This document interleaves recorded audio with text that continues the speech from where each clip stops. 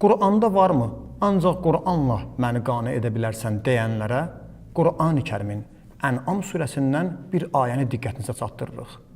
Ayə çox dəhşətli və diqqət çəkən bir ayədir. Niyə?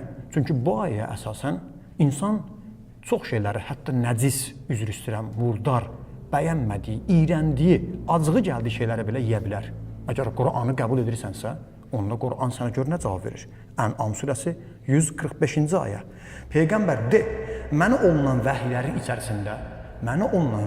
içərisində yemək istəyən şəxsə murdar olduqları üçün ölü heyvan 1, 2, tökülmüş qan, 3, donuz ətindən, 4, yaxud itaətsizlik üzündən Allahdan başqasının adı çəkilərək kəsilmiş heyvandan başqa bir haram yemək tapmır. Ərəbcəsinə baxa bilərsiniz.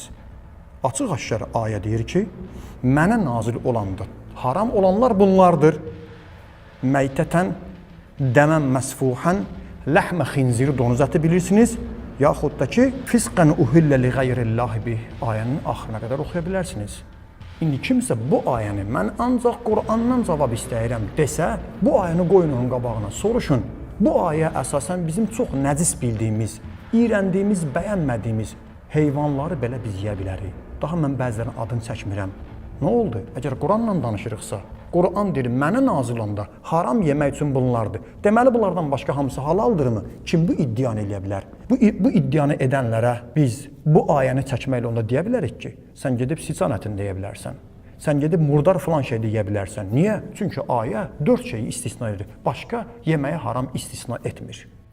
Bismillahirrahmanirrahim. Allahumma salli ala Muhammedin və ali Muhammed və accil faracahum. Verilən suallardan və ən çox bəzən də irad formasında deyilən sözlərdən biri də bundan ibarətdir ki, Quranda gəlmişdirmi? Hansısa bir mövzunu açırsan, hansısa bir İslam dininin qayda-qanunu deyirsən, cavabında bunu eşidirsən. Quranda varmı? Quranda gəlmişdirmi? Bəzən də İslam dininin bəzi göstərişlərini rədd etməkdən ötürü, inkar etməkdən ötürü qarşı tərəf tez bunu deyir. Quranda gəlməmişdir, qəbul etmirəm. Cavab 1. Bu iddianın özü Quranda gəlmişdirmi? Əgər kimsə deyirsə, Quranda gəlməyibsə qəbul etmirəm, o Quranla oturub durur, o Quranla danışmaq istəyir. Bizim sualımız budur. Bu iddianı Quranda gəlməyən şeyi qəbul etmirəm, Quranda varmı? Ümumiyyətlə, hər o şey ki, Quranda gəlməyibsə, qəbul etmirsənsə, bu fikir, bu iddia, bu qanun özü Quranda gəlmişdirmi? Danışanda deyirsiniz ki, Quranda yoxdur, qəbul etmirəm. Quranda yoxdursa, niyə qəbul etmirsən? Bunun özünə Qurandan dəlilin varmı? Bir daha deyirik. Quranda yoxdursa, qəbul etmirəmi Quranda tapa bilərsinizmi? Qurandan dəlil gətirin. Necə bizdən istəmirsiniz? Biz də sizdən tələb edib istəyirik. Bu iddianız ki var, Quranda gəlmişdir ya yox. Quranda yoxdursa deməli qəbul etmirəm. Bu iddianızı da Qurana əsaslanmalıdır. Çünki siz ancaq Quranla danışırsınız. Bu iddianı da Quranla bizə sübut edin. Quranda gəlməmişdir. Məsələn, Quranda ayə var. Quranda gəlməyən şeyi qəbul etməyin. 2. Amma əksinə, biz sizə Quran-ı Kərimdən dəlil gətirə bilərik ki, Quran-ı Kərimdə Allah Taala təkcə öz sözünü yox, hətta Peyğəmbərin sözünü belə bizə əmr edir ki, ona əməl etməlisiniz. Bəli, harada? Quran-ı Kərimin Həşr surəsi 7-ci ayə. Və ma atakumur rasul fəxuzuhu və ma nahakum anhu fantahu. Bizim rəsulumuzun sizə nəyi verirsə, onu götürün və sizə nəyi qadağan edirsə, ondan əl çəkin. Quran deyir ki, mənim ayələrimdən əlavə sizə Peyğəmbər deyənlər də lazımdır. Nəyə əmr edirsə, itaat etməlisən. Nədən sizi çəkindirirsə, onun sözünə qulaq asmalısan. 2. Quran-ı Kərimdə Nəhl surəsi 43-cü ayə. Allah Teala buyurur, bilmədiklərinizi elm əhlindən soruşun. Quran bizə əmr edir. Məndən əlavə, mənim bu ayələrimdən əlavə, siz elm əhlindən də soruşun, maraqlanın. Bəli, həmin o elm əhli Quran-ı Kərimə əsasən ən üstün elm əhli kimdir? Ən üstün elm əhli Peyğəmbər və onun pak əhli beytidir. Deməli, biz onların da kəlamlarına baxıb, onların da sözlərinə əməl etməliyik. 3-cü ayə. Quran-ı Kərimin Nəhl surəsinin 44-cü ayəsində elə Allah Taala elm əhlindən soruşun ayəsini deyəndən sonra belə buyurur. Quranı sənə nazil etmişik ki, litubayyinə linnas. Bunu insanlara bəyan edəsən, izah edəsən.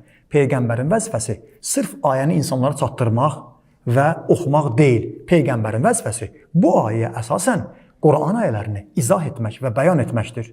Necə ola bilər siz deyirsiniz ki, Quranda gəlməyib qəbul etmirəm, amma Quran deyir ki, mənim ayələrimi sizə izah edən lazımdır. Peyğəmbər kəlamı bax burada bizə lazım olur. Ona görə də sırf Qur'anın ayəsi ilə siz heç bir şeydə irəli gedə bilməzsiniz. 3. Quranda gəlməyib qəbul etmirəm. Məgər bizim gündəlik, hətta şəriətimizdə, dinimizdə olan çox rituallar, çox qayda qanunlar Quranda gəlmişdirmi? Quranda ancaq bu gəlmişdir. Namaz qılın. Neçə rükət? 17 rükət. Bəlkə biri sübh namazını 2 yox, çox qılmaq istəyir. Onda necə? Bir nəfər namazda 1 rükətdə 1 ruku yox, 2 səcdə yox, 3 səcdə eləmək istəyir. Rukunu da 2 səzdəni də eləmək istəyir. Quranda harda gəlmişdir? Quran deyir, həccə gedin. Quran deyir, Allah evini təvaf edin. Amma Allah evini mən neçə dövrə vurmalıyam? 7 dövrə. Bütün müsəlmanlar bunu eləyir. Məzhəbindən, təriqətindən asılı olmayaraq. Harda yazılmışdır Quranda Allahın evini 7 dövrə vurmalısan? Namaz neçə rükətdir? Ruku 1, səcdə 2-dir. Bunlar Quranda gəlmişdirmi? Xeyr. 3. Əgər Quranda hər şey gəlsəydi, bir insafınız olsun, fikirləşin. İndi Qur'an-ı Kərim nə boyda olmalıydı? Onu heç oxuyan da tapılmazdı.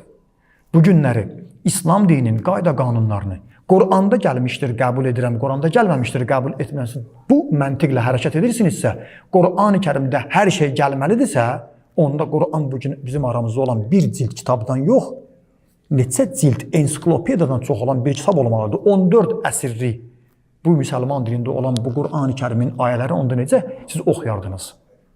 Heç onu oxuyan da tapılmazdı. Ona görə Qur'anda gəlməmişdir deyə biz belə bir məntiqi qəbul etmirik. Bu məntiq həm də Qur'anın özü ilə ziddiyyət təşkil edir.